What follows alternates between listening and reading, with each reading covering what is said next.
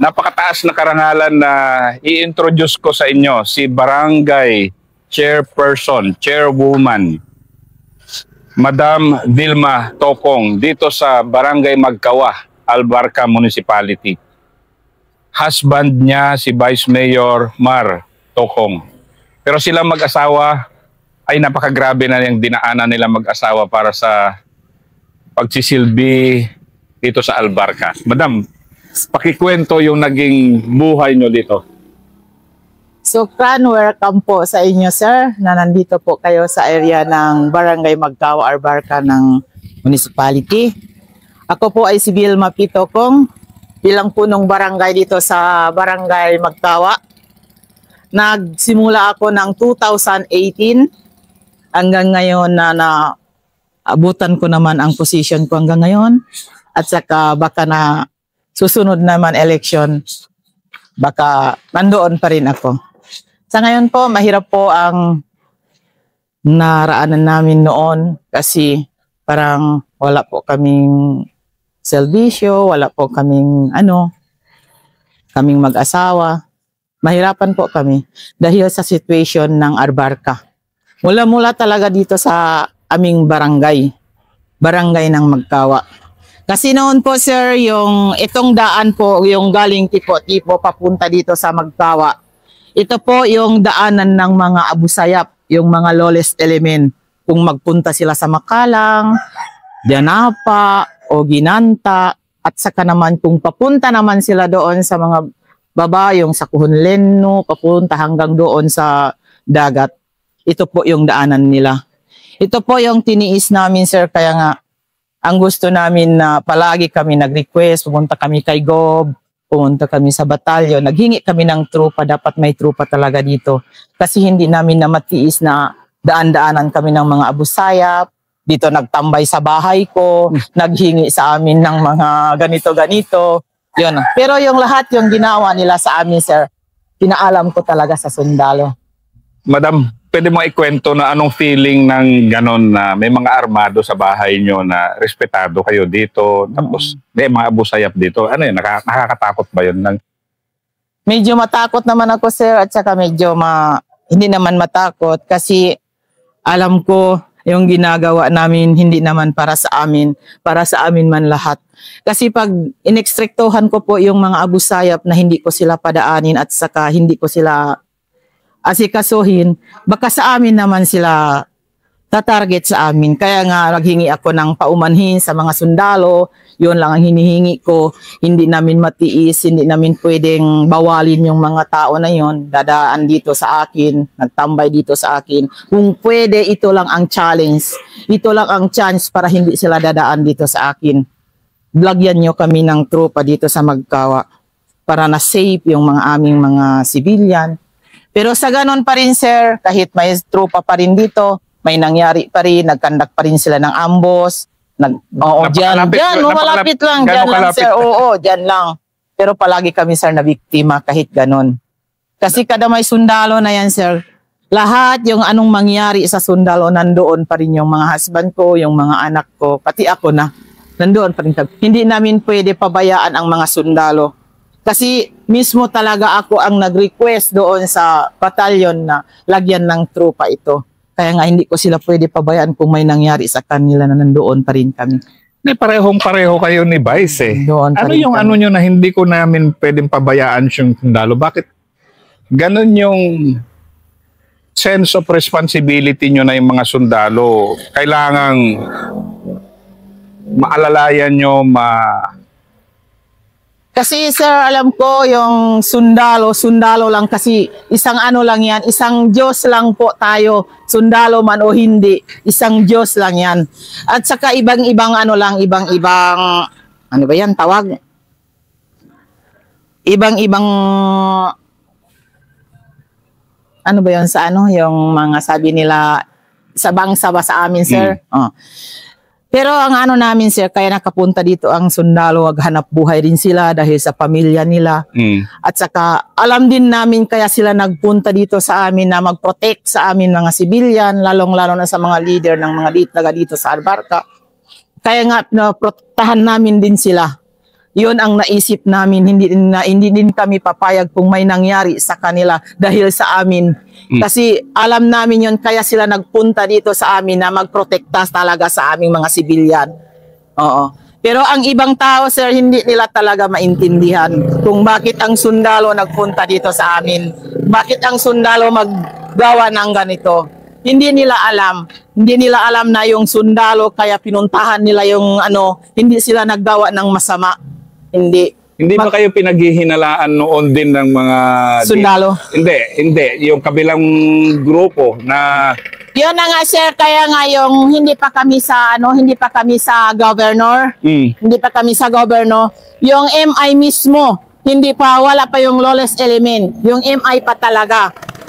Ang sabi nila sa amin, kami daw pati yung mga husband ko, yung mga anak ko, kakampi daw kami sa sundalo. Kami daw ang mga asset ng mga sundalo. gaano kahirap na sitwasyon yun, madam? Ang hirap ng sitwasyon namin noon, sir, kasi ang namin noon, wala pa kaming idea, wala pa kaming business.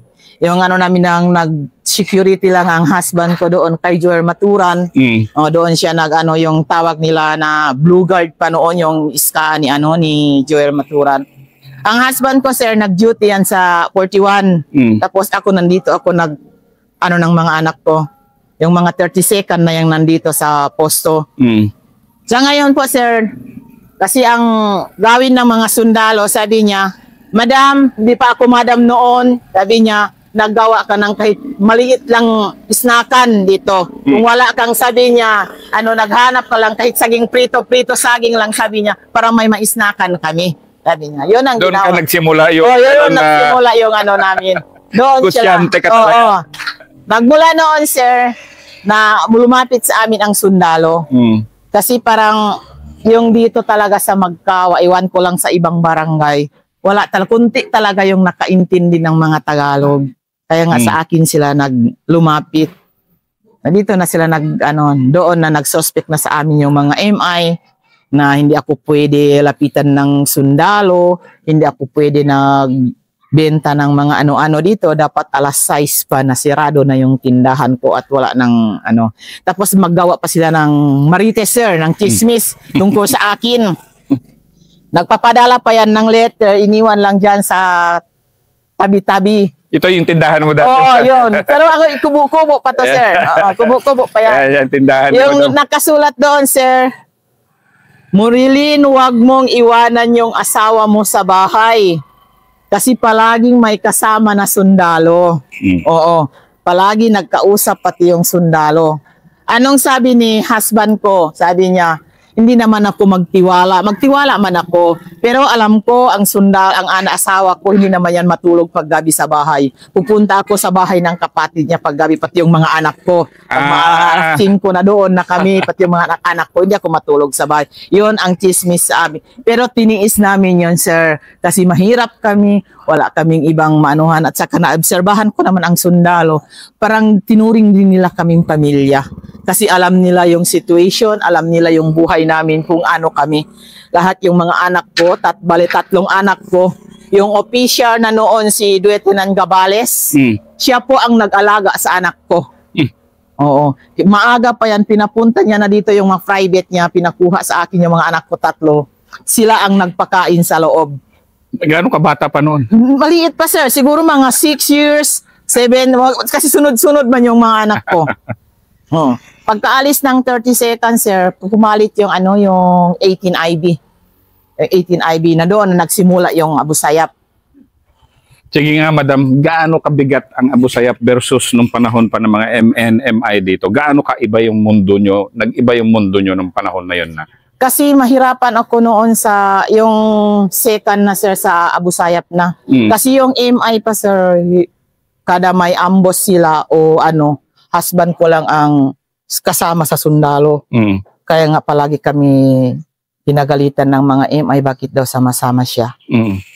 Kwento ko na una, sabi ko, kaya nga kami sumama-sama sa sundalo. Pinoprotektahan na din namin yung sundalo dahil alam namin kung ano sila sa amin. Kung paano sila talaga magtiwala sa amin. Kaya ngayon sabi ko na mas malala pa talaga yung Abu Sayyaf. Kasi ang Abu Sayyaf noon, hindi namin maikot yung mga Bagindan, yung mga Buhi Piyang, yung mga 300. Hindi ako nakapasok doon yung panahon pa ng MI. Pero panahon na ng Abu Sayyaf, sir, kasi pag mag-operation ng mga 18IB, sinasama nila yung husband ko. Doon ako, kung saan sila, nandoon din ako. Hindi, ba't ka sumasama? Naghatid ako ng pagkain, sir. Grabe Kasi ang husband ko, hindi man yan magkain kapag hindi mo luto. yung mga luto ng mga sundalo. Dapat talaga, ibang yun talaga yung pagkain grabe nila. rin yung... Kaya nga, nag-practice na lang ako, nag-drive sa motor para hindi na ako mahirapan na hanap-hanap ng mga driver ko. Grabe Yan rin po, sir. pala yung naging sakripisyo mo, madam. I mean, pagpunta mo doon, di mo alam kung may encounter na madadaanan. Yun na nga, sir. Parang iano ko na lang yung ano ko ba, sir. Pagkatapos noon, sir, yung mangyari na dito sa sa Bagindan na yung sa 18IB, doon na po yung nagsimula na yung mga Abu Sayyaf dito na sa amin. Dito, sa Oo, 510. dito sa 510 na. Ang hirap talaga noon, sir. Kasi lahat yung mga civilian namin, wala na talaga yan. Nakaalis na sila lahat. Kami na lang ang isang bahay na natira, ako, pati yung mga anak ko. Pati yung sundalo na lang ang kasama namin dito. Kasi totoo lang, napakalapit ng Hill 510 na kung saan kampo ng Abu Sayyaf dito sa bahay. Dito talaga sa bahay. Sa kasada talaga yan, nakahulog yung mga bala nila, sir. Kung mag-M23 sila galing sa taas, dito lang kami sa likod ng bahay. Yung Ramadan, sir, whole Ramadan, hindi kami sa amin tawag nila yung sampir, yung maaga na yung mga alas 3, wala talaga, hindi na kami nakapagsaing. Magsaing kami paghapon, mga alas 4, iparami na para naabutan sa madaling araw. Yun ang hirap namin tiniis. Ibig sabihin, napakalapit. Wala pa 1 kilometro yan. Nandito bahay nyo, may sundalo dito nakasabay nyo. Wala na lahat tao dito. Wala na, sir. Kahit dumadaan dito, wala na yan. Kasi pag may dumadaan dito, motor man o jeep man, binanata nila galing sa taas, sir. Ba't di kayo umalis noong mga panahon na yun? Kasi pag aalis kami, sir, parang ang mga tao namin, parang mas lalo na talaga silang mabiglaan, matakot pag kami na talaga ang mismo aalis. Kasi kayo yung... O kami ang leader dito sa barangay Hmm. Magkawa. Kaya hindi kami alis, tiniis na lang namin kung anong maranasan, kung anong sakit, kung anong yun na lang ang tiniis namin. At saka mahiya din kami sa sundalo, bakit iniwanan namin ang sundalo dito, tapos kami aalis, kami pa ang leader, kami pa ang nag-request sa kanila para may sundalo dito. Bakit naman iwanan namin dito sa ang sundalo? Yung Yun mga ang ganito hirap. kasi yung mga ganito na kwento kasi dito nyo nakikita yung isang pamilya na totoong leader ng isang ganitong lugar na hindi, kung ikaw ay taga Luzon, hindi ka makarelate kasi ganito ka. Yung pinapaulan na ng M203, yung bahay nila nandito na. Sir, hindi lang M203 ng Abu Sayyaf, sir, ang nahulog sa bahay ko. Doon na hinarang ko yung battalion commander ng SF, sir. Ewan ko kung sino ba yung pangalan niya. Kasi pag nag-MG na yung yung MG nila ng gabi, yung magpaputok ng gabi, natamaan na yung bahay ko. At saka yung 105, malapit na talaga dito. Doon na talaga ako. Hinarang na sa kwarto talaga. Akala ko ako ang natamaan, sir. Kasi nainit na talaga yung dito ko. Yun pala, salamin ng bintana ko yung sa paa ko. Akala ko ako na talaga ang natamaan. Sa awa ng Diyos, motor lang ang masira dito sa baba, pati yung bubong lang ng bahay namin ang natamaan.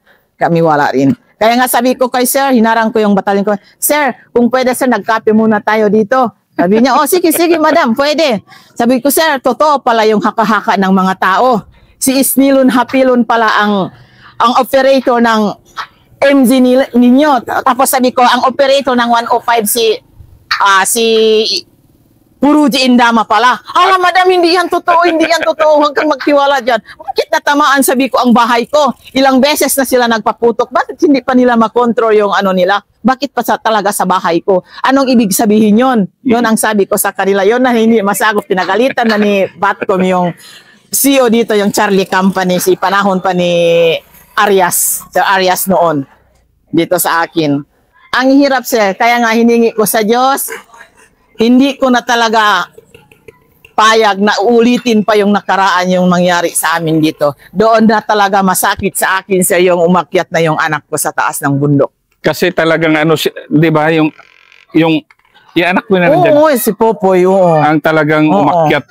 Inakyat nila yung 510, sir, hindi talaga yan nagpaalam sa amin. 4 lang silang muna umakyat doon. Nag-distribute kami ng mga supplies dito, mga bigas sa mga bakwit namin. Tapos bila man siya tumawag sa akin, nasabi niya na, Nay, saan ba si tatay? Sabi ko, ewan ko, baka nandoon sa munisipyo. Sabi niya, Nay, pakisabi na lang kay tatay, dito na kami sa taas. Parang nawala ako sa sarili ko, sir. Ikot ng ikot ako, wala akong magawa kung anong ginawa ko. Tapos takbo ako doon sa tatay niya, sinabihan ko yung tatay niya. Sabi ko, yung anak natin nandoon na sa taas. Alhamdulillah, darating si Mayor namin, yung late Mayor Darus. Hinarang ko siya. Sabi ko, Mayor, yung anak ko nandoon na sa taas, inakyat nila yung Abu Sayyaf. Pero hindi pa sila nagpaputok. Sabi ni Mayor, bakit sila akyat, sino ang kasama niya? Yun, sabi ko, ang hindi ko alam, sir, kung sino. Hindi kasi wala kayong kamuhang-muhang Wala talaga, sir, wala. Hindi, wala talagang ano. Nakaano na ba, sir, parang hindi na talaga matiis ng mga bata ang nangyari sa amin kasi sobra na 1 buwan. Na nandyan yung Abu Sayyaf. Oo, nandyan ang Abu Sayyaf. Kasi parang ano lang, sobrang 1 buwan. Doon na pag bumalik ako dito sa bahay, yun pala, aakyat na pala yung tatay niya. Sunod na pala sa kanya yung... naramdaman mo yung madam kasi parang suicide. Parang nawala ako sa sarili ko, sir. Parang wala na ko, kahit ano pang dalhin ko, parang wala lang sa akin. Yung nagpaputok na doon, sigaw ng sigaw ako dito sa baba. Hinawakan ako ni Mayor, sabi niya, dua ayong sa iyo. Huwag kang sigaw ng sigaw, huwag kang iyak ng iyak, nagdua ka lang. Sabi niya, hingi mo sa Diyos na parang wala rin mangyari sa kanila doon. Kasi iba yun. Iba yun. Bigla lang nagtawag yung husband ko, sabi niya, naubusan ako ng bala, hingi ka ng bala sa loob. Doon na masakit sa akin, sir. Pinuntahan ko si yung official doon. Sir, paano na yung mga anak ko, sir? Hindi ba kayo nag-reinforce? Sabi niya, hindi pwede, madam. Sabi niya, wala pang order galing sa taas. Yun ang naisip ko, sabi ko, ala, namatay pala sila lahat doon sa taas. Kasi alam ko, ang grupo naman yung inakyat nila, ilan lang sila akyat. Pagbilang tumawag yung husband ko, sabi na, ubusan ako ng bala, hingi ka ng bala lang. Yung 4 na roll na M60, sir. Hindi ko talaga nadamdaman kung gaanong kabigat. Nadala ko yun lahat, iakyat ko. Ikaw nag-akyat, madam? Iakyat ko doon sa taas. Tibay naman. Pero ang hirap pag akyat kasi nakalandmine lahat yung mga yung mga lupa. Aapak ako sa mga bato, kung saan ang meron bato doon ako akyat. Ang tibay naman. Ang tibay mo naman, madam. Hindi naman ako matiyat, pero ipakita ko lang talaga kung gaano talaga kaming makisama o mamahalin yung mga aming mga tao dito sa buong Arbarca. Wow. Yan lang po, sir. Napapahanga ako. Ngayon, madam, anong kaligayahan mo ngayon na ito nga Vice Mayor si Sir Mar? Tako, merinisib, laya. Vice Mayor si Sir Mar, Barangay Captain ka rito, respetado kayo. Hindi pa naman tapos yung mga pangyayari rito, pero kahit papaano humina na ng konti. Yung ko, sir, kahit maging leader po kami, at saka alhamdulillah yung asawa ko na success na maging mayor o maging vice mayor siya ngayon. Hindi lang magkaparehas pati yung una kong nakaraan. Pero sunod din po doon kasi hindi naman kami pwede, hayaan na lang namin, nandito na kami ngayon, hayaan na lang namin yung ibang barangay, yung buong Arbarca na ganito na lang. So tumutulong? Tumutulong pa rin kami sa kanila. Hanap pa rin ng paraan kung paano ma-peaceful ang Arbarca. Hindi pa rin matiis namin, sir, habang hindi pa ma-peaceful ang Arbarca. Ang gusto namin, babalik pa rin yung pagmamahalan ng mga taga-Arbarca. Wow. Yan po. Ibang klase, madam. Congratulations, madam, sa inyong tapang na mag-asawa. At pasalamat ang AFP sa inyo dahil kayo yung talaga. Nagpapasalamat din po ako sa kanila, sir. Kasi sila ang nagbigay ng inspiration sa amin magpapamilya. Anong naging papel ng armed forces din sa inyo? Kasi dumaan na dito, Marines, lahat na yata dumaan na dito eh. Kasi ang kaya nga sabi ko, nagpapasalamat ako sa kanila, sir. Sa lahat ng mga sinabi namin sa kanila, parang hindi nila binaliwala. Magtiwala talaga sila sa amin. Kung ano man ang masabi namin, kung ano man ang nakita namin na nasabihan sila, yun ang pagtiwala nila sa amin. Kaya ngayon ang sinabi ko na magpasalamat ako sa mga sundalo, yung noon pang sundalo, hanggang ngayon, kasi wala kaming expiration kung hindi dahil sa sundalo. Kasi wala man kaming training, wala kaming kung hindi dahil sa kanila, Wala kami.